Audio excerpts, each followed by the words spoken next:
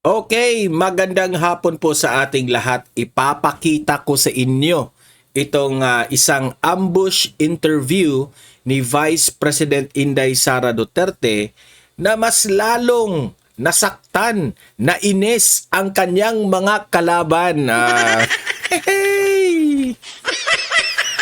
Alam niyo ba, bakit lalo silang nainis? Kasi po tinanong po itong si VP Sara at nakakagulat po ang kanyang mga sagot, no?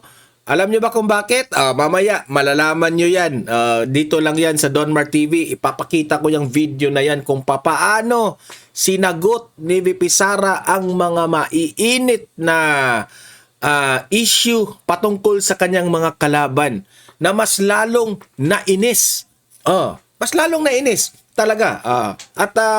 Pangalawa natin pag-uusapan ay trending na trending itong si Attorney Baligod, no? Kasi po pinabulaanan na ang mga Duterte ang nasa likod ng 18 ex-soldiers.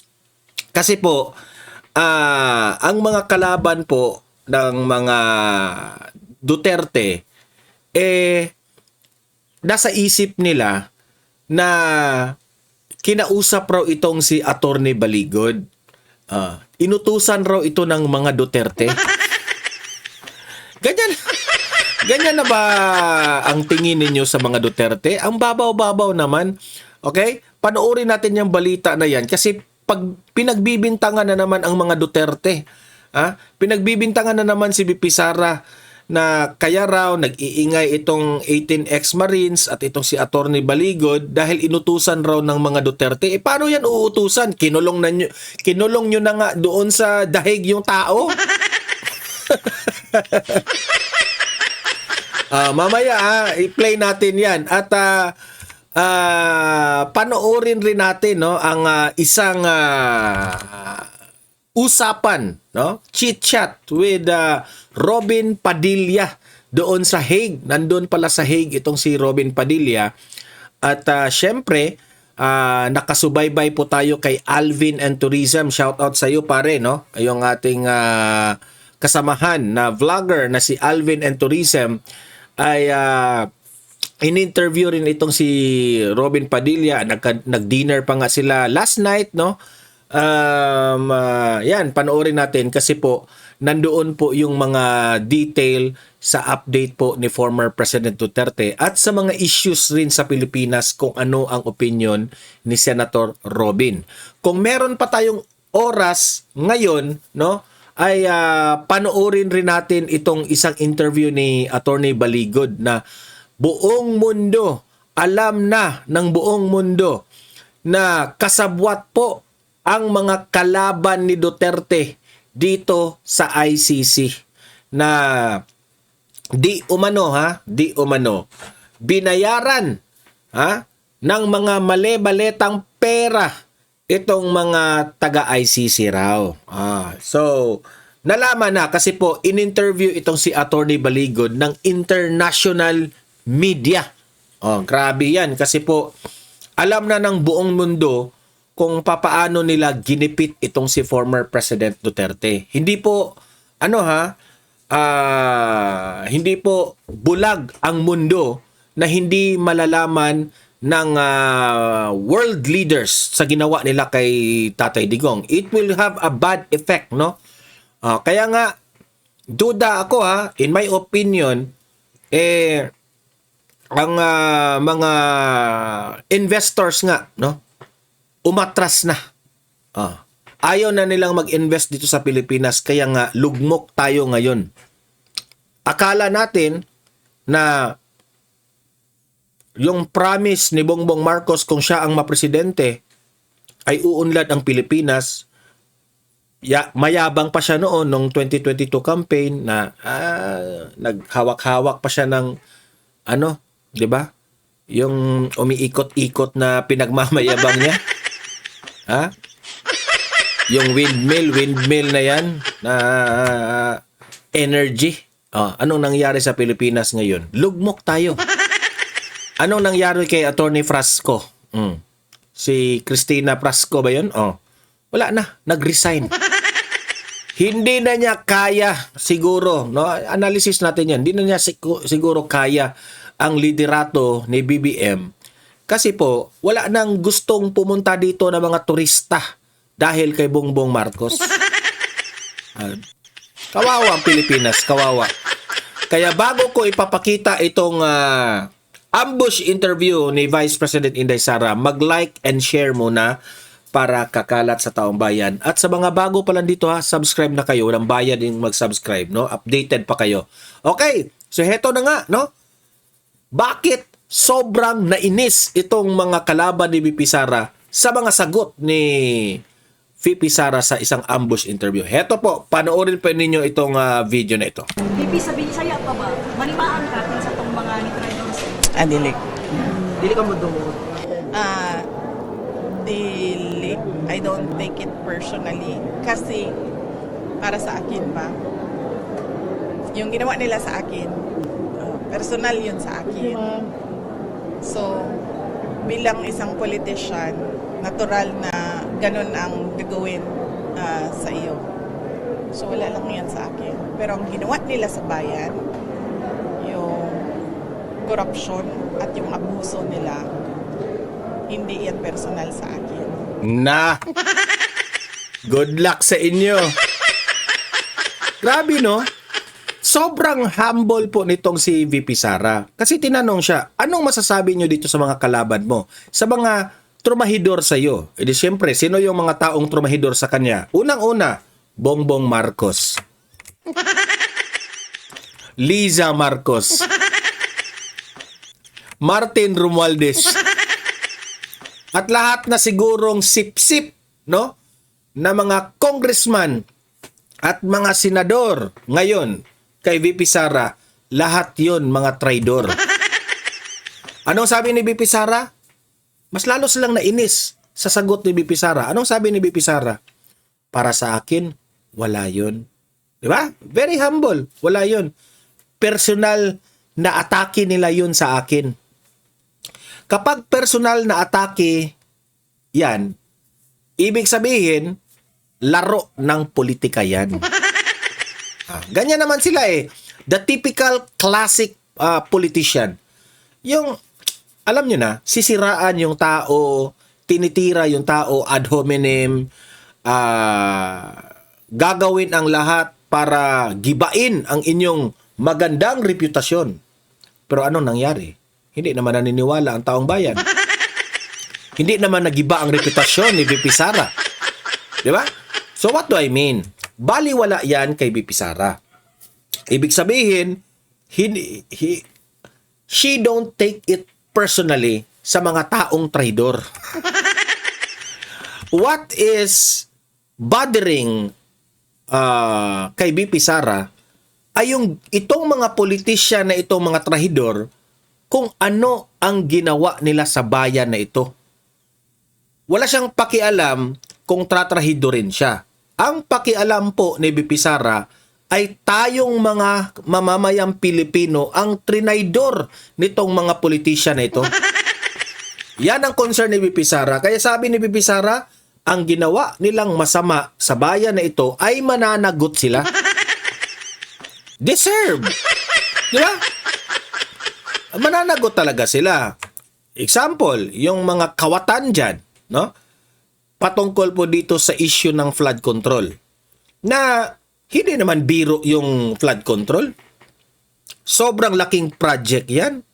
Sobrang laking bilyon-bilyon ang inipo ng gobyerno para in times of calamity, kung merong baha sa mga rivers natin o merong malakas na ulan, edi syempre wala nang mamamatay.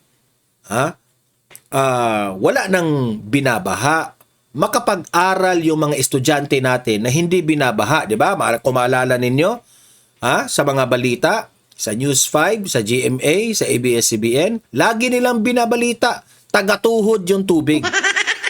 Tinatawanan lang natin, baliwala na lang sa mga Pilipino. It becomes normal, ayon kay BBM. It's a new normal na meron raw baha. Saan ka makakita ng isang presidente na normal lang sa kanila ang baha na tagatuhod o tagatuhod? Kasi kaya pang mag-aral ng ating mga mababait na mga estudyante, tagatuhod, kaya nila, mag-aral nila. Ang hindi na kaya, yung tagalieg. O, kasi merong mga baha na tagalieg eh. Di ba? Anong nangyari? Bakit nakaganyan? Kasi kinurakot nito mga politicians na ito. Now, kung lagi ninyong iboboto itong mga kawatan na mga corrupt na mga officials, na mga traidor na mga politicians, hindi lang hanggang liig ang baha nandyan. Yung baha na yan, 6 feet below the ground na tayong lahat. Siguro aabot na ng 20 feet yung baha. Kasi anong ginawa nila? Kinurakot nila ng kinurakot itong flood control. Instead na ipagawa ito sa ating mga anong tawag yan? Mga dike, malalim na mga canals, wala eh. Napunta po sa bulsa nilang lahat. So yan po ang ibig sabihin ni BP Sara, na itong mga taong mga kawatan na ito na dahilan na namatay ang mga Pilipino dyan sa baha na yan at hindi na nakapag-aral ng kasi mantakin nyo, mga estudyante yan, pupunta yan sa mga hindi lang estudyante, mga nagtatrabaho, lahat-lahat na siguro, all walks of life. Mantakin nyo, bago kayo makapunta ng mga trabaho ninyo, lulubog muna kayo sa baha. And that, hindi yan biro kasi pwede kayong magkasakit niyan.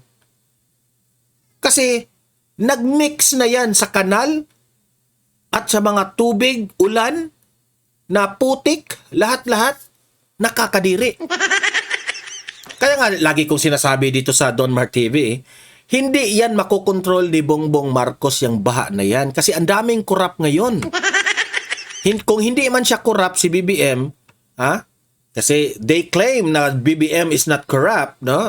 Sa kanila yan eh. Pero ang mga kalyado niya, ano nangyari sa mga kalyado niya? Si Zaldico, nasaan na? Di ba? So, what do I mean? Sila ang dahilan dito sa baha na ito.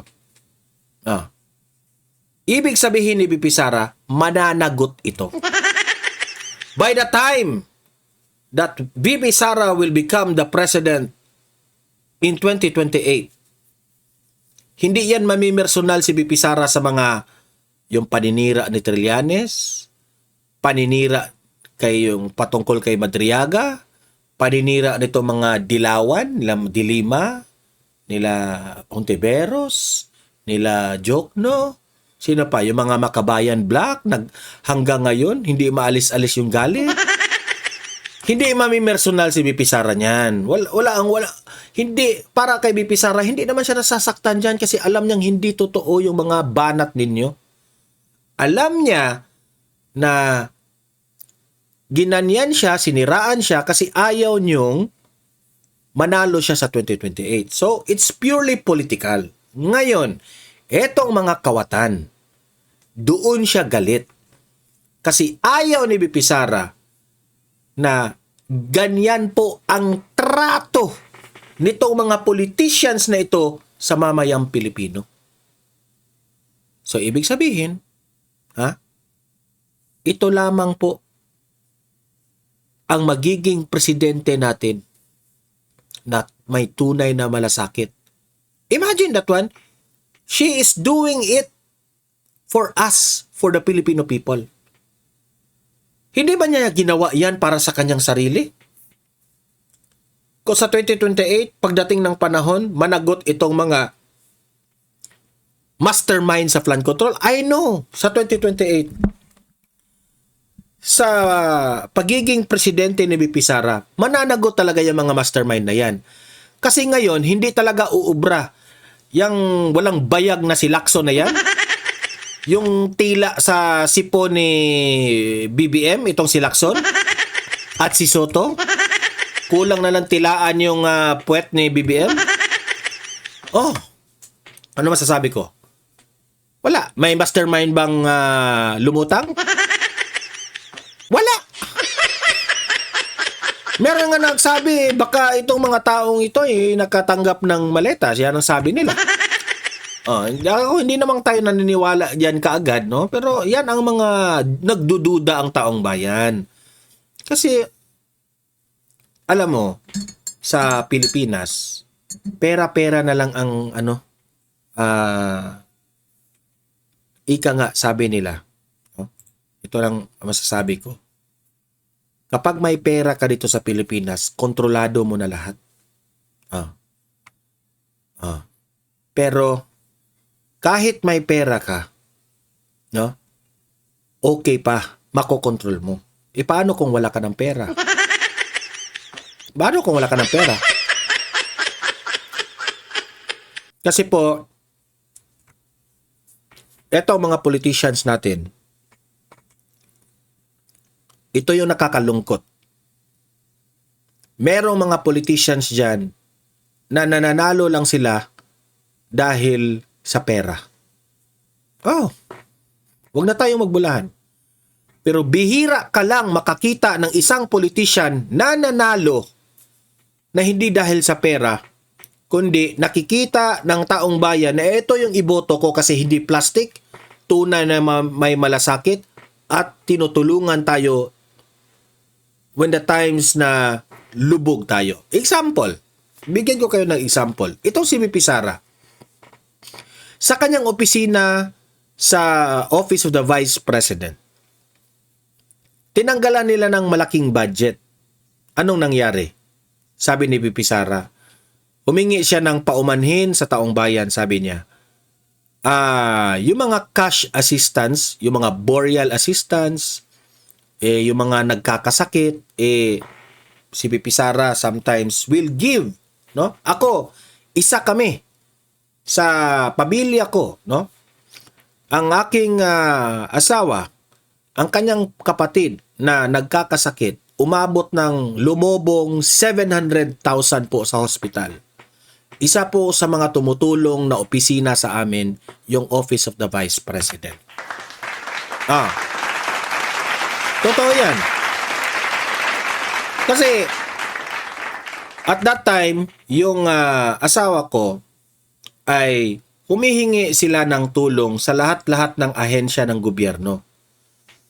Pumunta sila kay Bongo, Senator Bato, Office of the Vice President, lahat-lahat na mga politicians, no? Kasi talagang malaki yung bayarin sa hospital.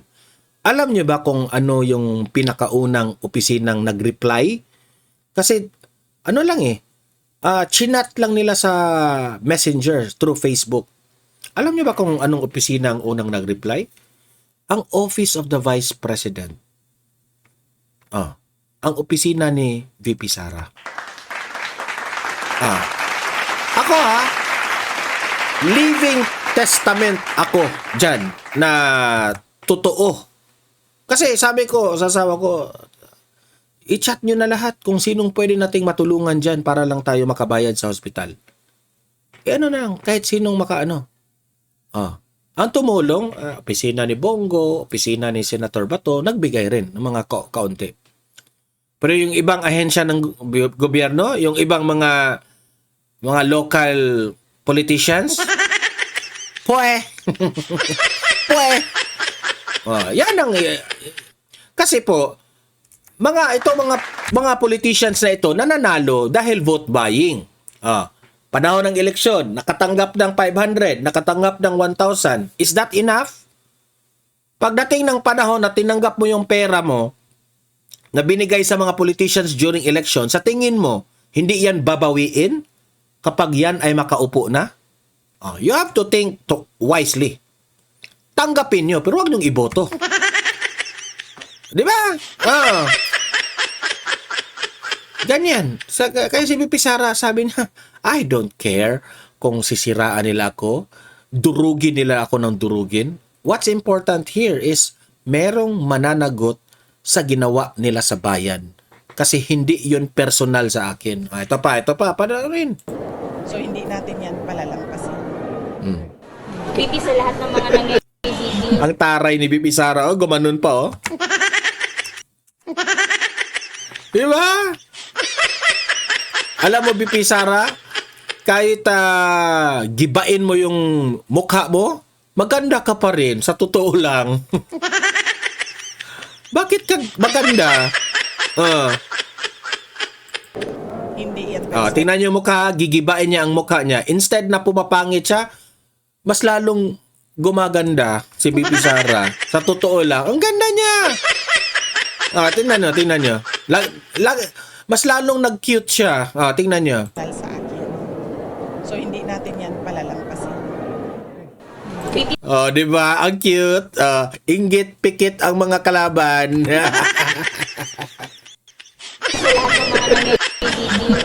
How are you holding up? Oh, I'm okay. Thank you. How are you holding up? Okay ka lang? Alam niyo ang personality nitong babaeng to, ang dami kasi makaka-relate. Yan ang totoo. Every time nga sa mga event, kapag bumisita ito sa mga probinsya, sa mga local governments, niyayakap ito ng mga tao. Kasi si BP Sara walang arte. Yumayakap yan. Kasi feel niya ang hirap ng bayan. Di kagaya siguro sa iba dyan, ni Kokak. Ay, nako. Mag-move on. Kuan siguro, prayers and meditation. Ay nga na. Mas lalong nainis ang mga kalaban. Palakpakan! Diba? So, ngayon naman, hindi naman hindi naman nila basta-basta na mabagsak nila si BP Sara. So, expect na tayo niyan. Mas lalong iiyak sila sa 2028. Ngayon, itong si Attorney Baligod, very trending. Very trending si Attorney Baligod. Sabi ng mga media, alam niyo naman, anong sabi ng mga 18 ex-Marines? Pati ang media binabayaran. Mantakin nyo, ang tanong ng media, hindi ba si Duterte ang behind this issue, itong 18 ex-Marines? Paano nila uutusan itong 18 ex-Marines sa mga Duterte na kinulong na ninyo doon sa Hague? Gago ba kayo? Ngayon pagbibintangan na nyo naman si Tatay Digong dyan o si BP Sara dyan itong sa 18 ex-Marines na mga trabahante ito ni Zaldico. Ito yung balita. May death threats na raw ang mga nagpakilalang ex-Marines at mga tauhan umano ni resigned Congressman Zaldico. Pero naninindigan sila na walang nagkumpas sa kanilang paglitaw at aligasyon ng umano'y delivery ng male-maletang pera sa ilang politiko. Yan ang Agenda Weekend Report ni Isaiah Mirafuentes ng Abante. Pinasinungalingan ni Atty. Vito Baligod, abogado ng 18 ex-Marines, ang bintang na ang mga Duterte ang nasa likod ng paglantad ng kanyang mga kliyente.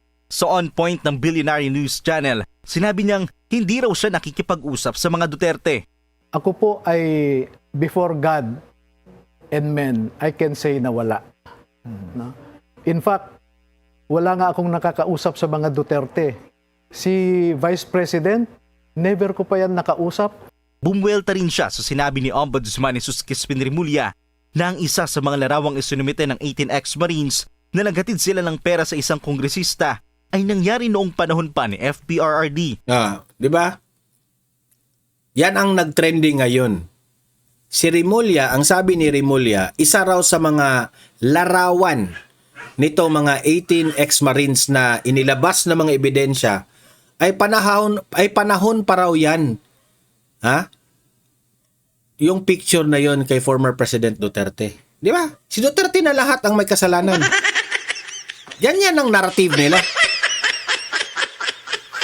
Naklarong-klaro naman yan. Paano yan magiging picture noon panahon ni former President Duterte na itong mga 18 ex-Marines na ito, trabahante ito ni Zaldico. Mga escorts po ito ni Zaldico. Mga driver po ito ni Zaldico. Di ba? May video pa ngang nakita doon na nakasakay si Ping Lacson at si Tito Soto doon sa helicopter ng isang plate number ng helicopter na same yung sinakyan, yung picture rin ng 18 ex-Marines na balita ko. Hindi yun picture video yun na in-screenshot lang nila. Yung plate number na pinagdalhan ng maleta, same number rin yung sinakyan nila hindi ibig sabihin na may kinaugnayan ito sa pagnanakaw ng maleta. Pero dapat ma-question, anong helicopter yon? Kaninong helicopter yon? 'Di ba? Bakit may picture ang mga 18 ex-Marines doon sa helicopter na yon na dala-dala ang maleta? Tapos heto rin ang ginamit ni Lacson at ni Tito Soto kung saan-saan sila pumupunta. O ano ba? Pinasakay lang ba sila doon? O ginamit ba nila itong helicopter na ito sa pag-transport siguro ng mga panahon ng eleksyon? Di ko alam. They have to explain that one. Sa totoo lang. Okay? The Ombudsman has a lot of conclusions already before even investigating. He might as well do the entire investigation, hindi partial, no? As I said, ang dami na niyang nasabi, hindi pa nga niya kami pinapatawag. Aniya, ang paglabas ng mga dating sundalo ay dahil sa pagmamahal nila sa bayan. At inamin niya na nakatatanggap raw sila ng sangkatutak na death threat. Iginit din niya na hindi na raw kailangan pang magbigay ng mga umano'y dating marino ng individual na salaysay, na kinontra naman ng National Bureau of Investigation. Sana po wag limitahan yung aming powers to investigate. Dahil kung gusto po nila talagang makapunta doon sa hangarin nilang maimbestigahan yung mga taong pinangalanan doon sa joint affidavit, kailangan pong tanungin namin. Alam mo, sir, ang mali ninyo, ito lang yun opinion ko ito, ang mali ninyo kasi, hindi ninyo inuna yung substance ng affidavit. Ano ba ang substance ng affidavit? Yung corruption, yung ebidensya. Doon kayo mag-circulate ng inyong investigasyon. Hindi yung pagkatao nitong mga ex-Marines. Anong klaseng NBI kayo, sir? Diba? Lagi ko na yung ini-example dito sa Donmar TV. Example, ikaw. Diba? Kahapon rin, nag-example ako diyan. Ikaw, ninakawan ka sa bahay ninyo. Ninakaw yung mga alahas mo. Lahat-lahat na siguro, motor mo, sasakyan mo, ninakaw. Pumunta ka doon sa NBI kasi humingi ka ng tulong. NBI, ninakaw yung ari-arian ko doon. Ninakaw yung alahas, sasakyan at mga valuable things sa bahay ko. Tulungan nyo naman kami. Tapos sasabihin ng NBI, anong trabaho mo? Ex-convict ka ba? May kaso ka ba dati? Ganon ba ang style? Ganyan na ba ang batas natin ngayon? Ang taong humihingi ng tulong, mo? Hindi ko talaga maintindihan, sir. Ang mga taong bayan humihingi ng tulong sa gobyerno para ma-solve ang kanilang problema. Mas lalong nagka-problema na. Kasi humingi ka ng tulong. Anong trabaho mo? Baka preso ka noon. May kaso ka noon eh. So meaning to say, kung may background ka noon, hindi mo tutulungan. Ganon ba? Sasabihin mo, anong credibility mo na maniniwala kaming nawala yung sasakyan mo? Ganon. Ganon na ba? Gago pala eh. Isa, kung sino talaga yung inaakusahan at ano naging partisipasyon. Ani Matibag, may katotohanan ng mga pahayag ni Ombudsman Remulla na naganap ang hatiran ng maleta noon pang panahon ni Digong. Meron po, kaya nga po gusto namin silang tanungin at i-confront sa bawat pahina. Lahat na lang siguro ng problema ng bansa natin na kay Tatay Digong lahat isinisisi. Ng 36 pages nilang affidavit. Nagtutugma po ang finding po ng Office of the Ombudsman. Ikaw, Milvin Matibag, attorney ka pa naman, pero dismayado kami sa trabaho mo. Ng NBI. Dumipensa rin ng NBI na hindi nila inaabogaduhan ang mga di umano'y nakatanggap ng mali-malitang pera. Sa katunayan nga raw, ang kampo pa nila ang tila umiiwas sa NBI dahil hindi raw ito ganong humaharap sa kanila at puro pamidya lang. Para sa Agenda Weekend, Yan ang ibig kong sabihin. Lahat ng hindi lang naman ito ngayon lang nangyari eh. Halos lahat ng kapalpakan ng administrasyon na ito, kahit palpak nila, isinisisi pa rin nila sa ikinukulong nilang kalaban. Sino? Si Tatay Digong. Lahat, pati flood control, isinisisi na kay former President Duterte na nakakulong doon. Kulang na lang siguro si former President Duterte ang pagbibintangan sa sipon na tumutulo sa ilong. Lahat na siguro. Ewan ko na lang. Ay nako, eto, para gumaganda-ganda naman yung ating araw ngayon, pakinggan natin itong si Senator Robin Padilla na nandoon ngayon sa Hague. Okay, ito, Robin Padilla, pasok! Senator Robin Padilla, welcome back to the Netherlands. Mabuhay ka, Sen. Maraming salamat sa pagpunta mo. Ano po, assalamualaikum sa lahat po ng mga kababayan natin sa buong mundo, sa lahat ng mga nandito ngayon, sa mga Yan. kanina ko pa kaututan dila. Magandang hapon po. Senator Robin, alam naman namin, Sir, na pupunta ka dito para sa pagsuporta kay PRRD. Ano po yung masasabi nyo, ma-share ninyo sa buong mundo? Yung experience niyo, 1 taon na po tayo, Sen, na lumalaban para kay Tatay Digong. Ano po yung gusto niyong sabihin? Ito kasing laban ni Digong para sa isang, unahin ko na ako hindi naman po lingid sa kaalaman po ninyo na ako po ay miyembro pa rin at tapat na tagasunod pa rin ng Katipunan. Okay? Yan po ay minana pa namin sa mga matatagal na nating bayani. Galing pala kita Andres Bonifacio. Ibig sabihin yung pagmamahal po sa bayan. Ito pong pagmamahal namin kay Digong, una, sa pagiging tatay niya. Pangalawa, sa nagawa niya para sa bayan. Pangatlo, isang Pilipino ikinulong dito, dati pang Pangulo. Medyo, yung tatlo na yun, pag pinagsama-sama, nakakasama ng loob yun. Kasi tatay natin, isang presidenteng gumawa ng maganda. Pangatlo, isang Pilipino ikinulong dito at inaantay natin ang desisyon ng mga dayuhan. Malabo yun. Kaya po tayo nandito. Hindi po tayo nandito para makipagkulitan, makipag-bungisngisan. Hindi po tayo nandito para makipagbarkadahan. Nandito po tayo, nakikiisa tayo sa mga Pilipino na naniniwala na dapat kung meron man kaso si Digong, dapat doon sa Pilipinas, nandun sa dapat. Sana ay kung ano yung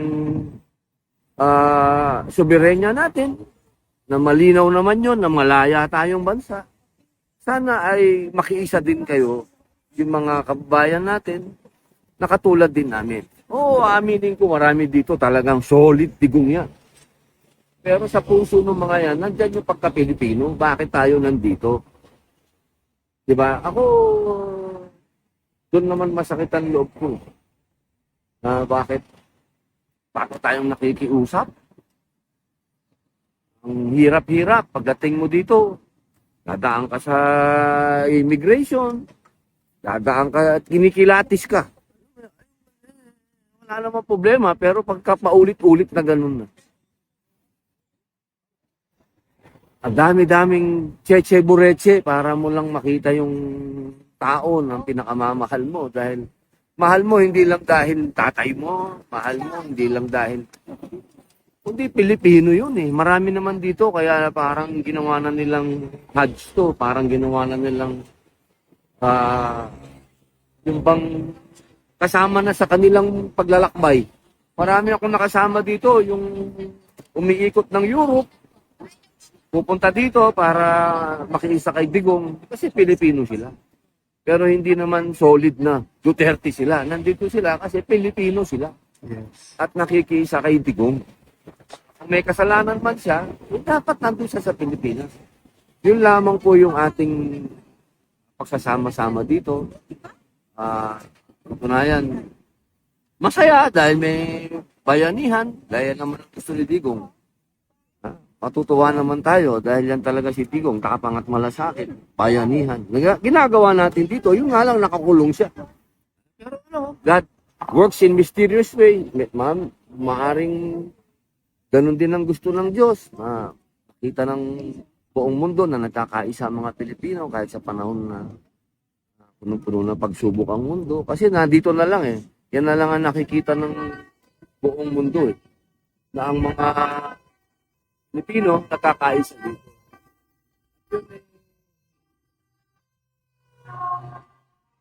Hindi ho akong minuhuli noon ha. Kayo talaga, kayo. Tapos na ho ang hulihan sa buhay ko. Nakulong na nga eh. Napakalinaw po ng mensahe ni Digong. Pagkakaisa, mula noon hanggang ngayon, yun pa rin naman. Wala namang pinagkaiba. Mabuhay ng taas noo ang mga Pilipino.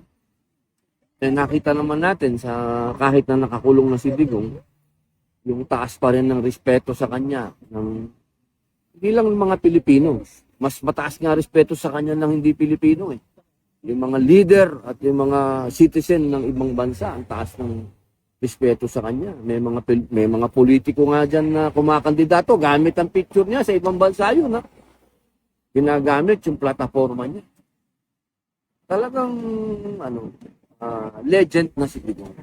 At itong pagkakakulong niya rito sa ibang bansa, parang sinelyuhan na natin yung pagkabayani niya. Kahit na may mga kontra, naintindihan naman natin yung mga kontra, pero bihira ang nangyayari sa isang tao ang ganito. Ito ay umaakyat ka na sa kategorya ng pagiging bayani. Kahit aminin natin at hindi, suportado mo si Digong o hindi, ginawa na natin siyang bayani. Para siya ay dumadaan sa paglilitis ng mga dayuhan, ginawa na natin siyang bayani. Kaya sana lang, magsama-sama tayo na dumating ang araw na makauwi din si Digong. Kasi mas maganda yung bayaning buhay. Kasi matagal na tayo maraming karanasan bayaning namatay. Ay, ayaw natin yun. Gusto natin buhay si Digong, malagpasan niya ito. Matapos na ang kaguluhan sa Pilipinas dahil ang gulo-gulo na ng mundo para makaabante tayo. Kasi yun naman ang nais nating lahat. Nais nating magkaroon ng progreso ang bansa natin. Bakit mo maraming OFW dito? Bakit marami bang migrante dito na pumupunta? Kasi nakikita nila na pwedeng maging parang Netherlands din ng Pilipinas basta magkaroon tayo ng magaling na leader. Kaya naman yun eh. Yun naman na pag pinagsama-sama natin ang Ricardo, hindi ito fans club. Fans club in a way. Maraming umahanga kay Digong pero mas more on political to. Yung tingin ng tao, nakaramdam sila ng pwede.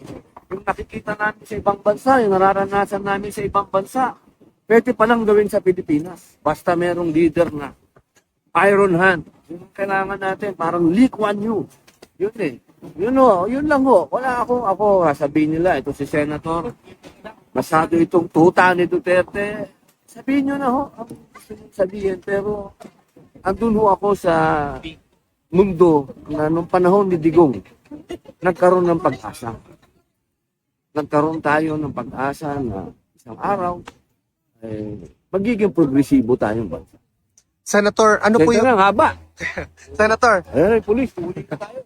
ano po yung masasabi niyo, Senator, doon sa suporta ng mga Pilipino na hanggang ngayon hindi pa rin nawawala, Sen, para kay dating Pangulong Rodrigo Roa Duterte? Hindi naman pwedeng mawala yun. Kasi maraming natulungan ang ating dating Pangulo. Hindi pa siya presidente, mayor pa lang siya, congressman pa lang siya, piskal pa lang siya. Nagkaroon na ng magandang karanasan sa kanya ang taong bayan. At nakita naman natin yan sa Davao, ang Davao City. Hello. Good afternoon, sir. English. Are you the leader? No, no, no. No, I'm no, just- no. I'm a visitor like them. Okay. It's our former president. Yeah. Okay. That's why you are standing here. Yeah. How long you are staying here? Until 5 or 6. 5 or 6. Yeah. How many people are you here? Less than 50. Now, Less than 50. Yeah. yeah. All right. Thank you. Thank you Have a very good much. one. Thank you. Ganyan mo kang galing yung pulis.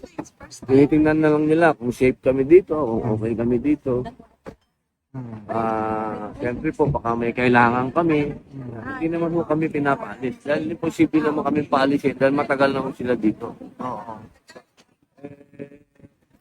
Yan ho yung mga tinatawag natin na merong police visibility.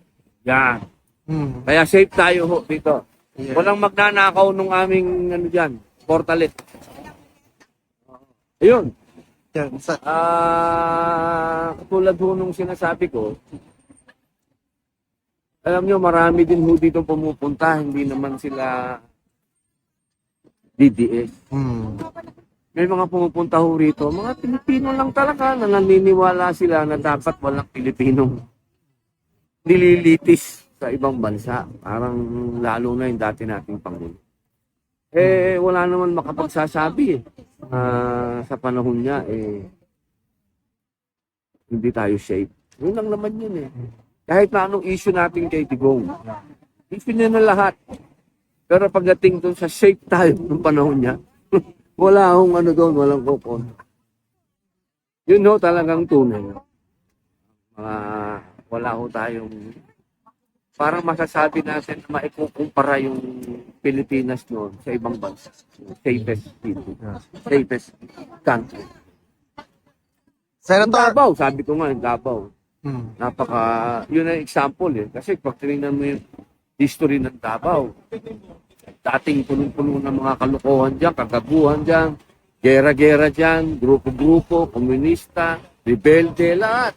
Pero nung dumating si Digong, tumino ang Davao. Yun ang kailangan ng buong Pilipinas. At siguro naman, sapat na yung sinabi din ni Senator Miriam Defensor nung debate nila. Na kung merong isang tao talaga kilalang hindi corrupt at lumaban sa corrupt, si Digong yun. Alam nyo, hindi nyo pwedeng bulahin yun si Senator Miriam. Senator Robin Padilla, maraming salamat sa pagpunta mo. On behalf of the Filipino community, welcome back to the Netherlands. Salamat po. Mabuhay ka, Sen. Hindi namin pwedeng sabihin happy. Ano ito? Pwede natin tawaging fighting 1 year day. Mabuhay ang Pilipinas. Mabuhay, Sen. So yan po ang point po ni Robin Padilla ha. Ang dami pong mga bumisita diyan sa Hague. Hindi mga DDS, mga Pilipino. Okay, na nakiisa sa syempre, duda ko diyan, nakiisa na lang kasi galit na sa patungkol dito sa administrasyon na lumalaganap ang korupsyon. Hindi yan mga DDS ha. Siguro yung iba dyan bumisita kasi alam nila, nakukumpara nila ang liderato ni former President Duterte compared to this recent administration. Kaya kapwa Pilipino. Pilipino si Tatay Digong, yung mga Pilipino, hindi sila DDS mga Pilipino. Nakiramay. So ganyan po kamahal nila si Tatay Digong kasi po mahal rin nila ang kapwa nila Pilipino. Kasi alam nila na kung si Tatay Digong ang magiging presidente ay ibabalik ni Tatay Digong yung tapang at malasakit. Okay? Na tayong mga Pilipino ay magkaisa. Bahala na yung mga kumukontra. Sila lang naman ang very toxic sa Pilipinas Okay? So, kayo na napakinggan ninyo ang ating vlog, mag-comment kayo gumawa kayo ng opinion sa comment section. Babasahin natin 'yan. Anong masasabi nyo dito sa mga itinalakay natin, okay? Sa susunod na lang yung interview ni Attorney Baligo doon sa international media. Ipapakita ko sa next vlog ko, okay? So guys, paki-like, paki-share itong video natin para kakalat ito sa malawak na mga audience natin, sa mga kababayan natin. At sa mga bago pa lang dito ha, if this is your first time, subscribe na po kayo kasi it will notify your cellphone na meron tayong bagong uploads, mga trending na balita na dapat ninyong malalaman. Okay? See you in my next video. Have a great day. Have a great night. God bless po sa ating lahat. Mabuhay ang Pilipinas and God save the Philippines. Bye-bye.